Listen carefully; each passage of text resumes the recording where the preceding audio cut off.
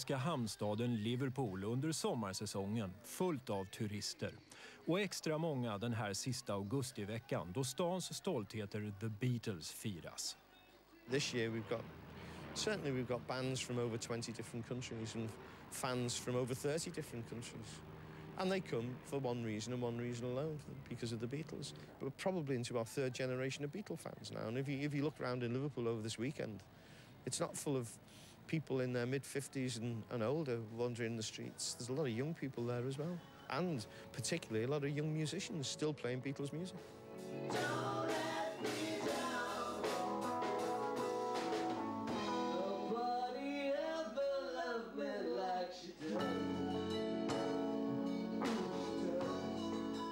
And over this week now of International Beatleweek and Matthew Street Festival, we expect to receive in the region of 500,000 people in the city during that week. Men det här med turism är ett relativt nytt fenomen i Liverpool. Politicians here started to look at different ways of redeveloping Liverpool, and one was tourism. För många är Liverpool fotboll, hamnen och musik. Beatles.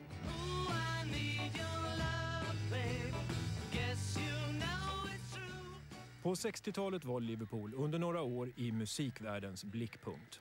Beatles här på hemmabesök och andra band som The Searchers och Jerry and the Pacemakers dominerade skivlistorna. Men när 60-talet tog slut tystnade musiken.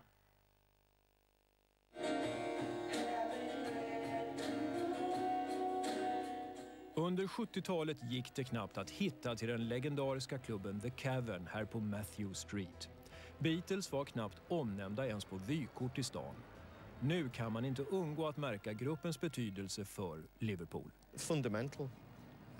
The Beatles were the one thing that every year has been able to lift Liverpool, certainly as a tourism destination. Music makes people happy. And the Beatles are iconic worldwide. And all as Liverpool had to do was realise this and invite the world to come to the city that the four Beatles came from. Flygplatsen har döpts om till The John Lennon Airport. Överallt påminns man om Beatles, som vid Cavern Club där gruppen spelade otaliga gånger. Eller puben The Grapes här tvärs över gatan där de ofta tog sig en öl i spelpauserna vid just det här bordet.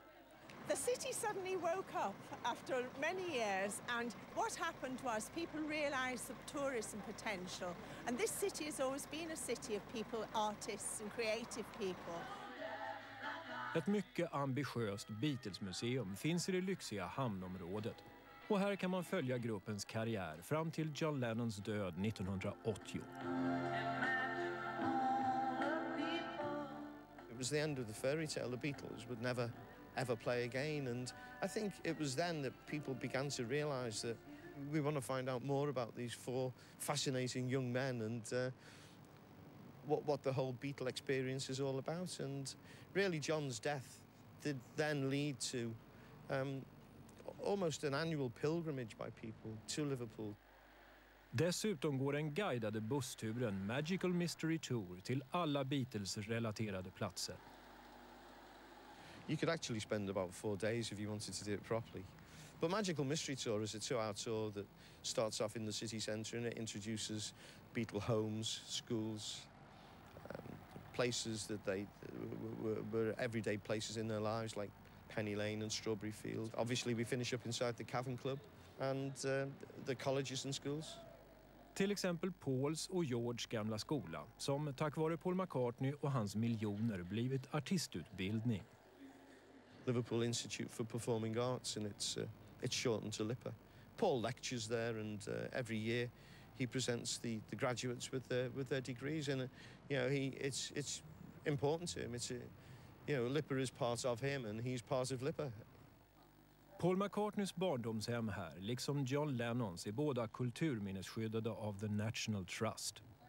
George Harrisons barndomshem här på Arnold Grove i arbetarklasskvarteren skulle rymma 6 familjemedlemmar i det lilla huset.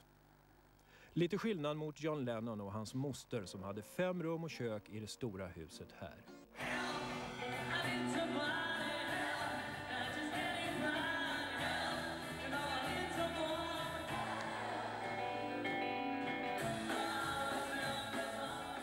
Nej, det är inte Beatles utan ett brasilianskt coverband. Ett av de hundratals som spelar under den stora Beatles-festivalen sista veckan i augusti. Då 500 000 besökare kommer från hela världen. Även svenskar. Ja, det är en Beatles-festival och då måste man vara här. Har ni varit här förut någon gång? Ja, det är 9:e gången i år. 9:e? Ja. Hur många svenskar är det som är här? Ja, det är nog 30-40 stycken minst, kan jag tänka mig.